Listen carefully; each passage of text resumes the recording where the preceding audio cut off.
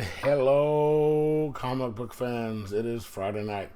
I am continuing with my new format. Sorry about the light in the background. It is the 21st of June, the longest day of the year. So the sun is pretty much coming right in through my balcony. So it's kind of weird. I'd have to wait until midnight, 1 o'clock in the morning to do these reviews before the sun is out of the thing. So I'm going to have to deal with it.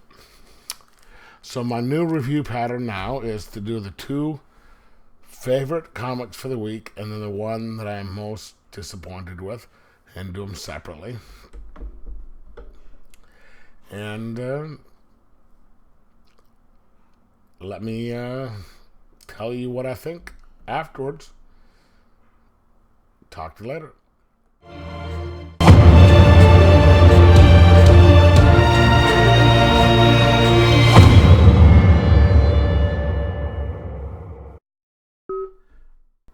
And I'm back again. I feel kind of weird saying I'm back after, for the fourth time tonight. But this is my last one for the night. Number 3 of the good. This was a blind buy. The plot, if you look at, I know I didn't show this in my last video. I thought I had the cover for it, but didn't. And so now you're going to see which cover that I got. If you've been watching my unboxing videos, my haul videos, my reviews, you know that I like horror comics, especially, say, like the last one I just did, Man in Black. And this was something that I took a risk on because it looked like a horror comic. And it is.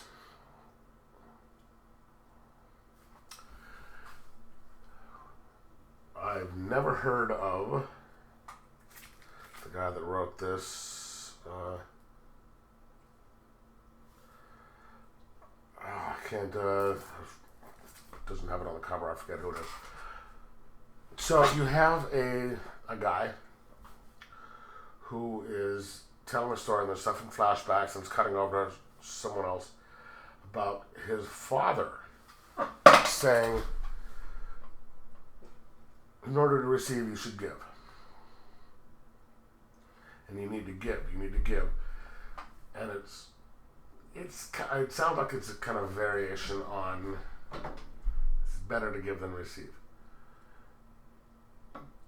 But as what would be a voiceover in a TV show, or I don't know if it's a voiceover in comics, the narration says, his father was saying, it's sometimes it hurts to give like this. And his father gave, it's hurting, and it could be unburdening. But you're also, in his family, they also gave kind of mental illness. And he just kept going and kept going. So it turns out the speaker is a guy. It's his 40th birthday, and he's talking to his company.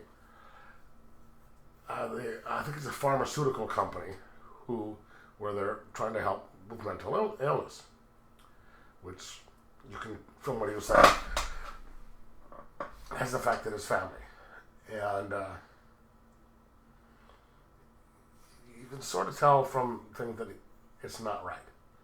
Something's not right.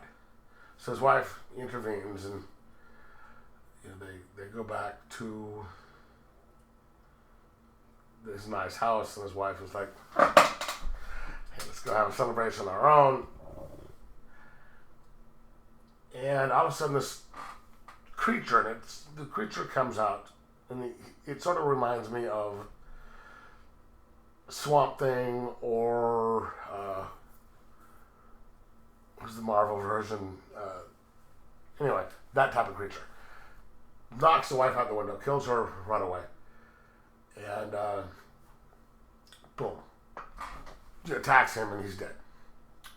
The person they were cutting away to is this guy's brother, who has to now take the kids. They're kind of there's a strained relationship between the brother and between the two brothers, and the kids had only seen their uncle like 2 or 3 times.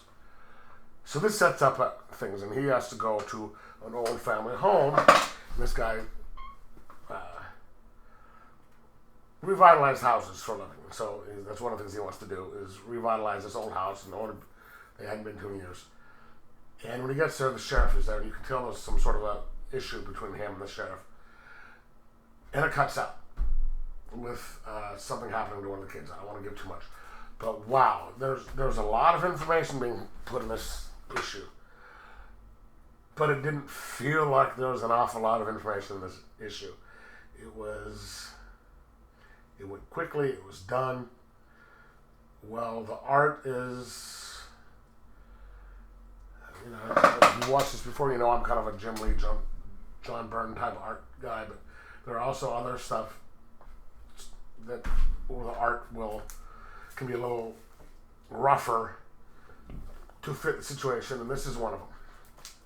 This is an homage cover. I mean, if you actually look here, let's see, what does it say that? Yeah, it's a vintage. I think they're actually using his cover for this. But wow, this just pulled me in. It really pulled me in, and I'm definitely going to make sure that they start pulling the rest of it for me. I'm wondering if it's just going to be a miniseries, or it's going to be continuing with different stories, sort of like what they do with the detective and stuff like that. But wow, if you like horror stuff, this is almost Cullen Bunn-esque, but slightly different. So if you like horror and you like Cullen Bunn stuff, but slightly different, pick this up and enjoy. This is going to be a 4.25 out of 5 as well, which is really weird for all 3 of my books, the same score. But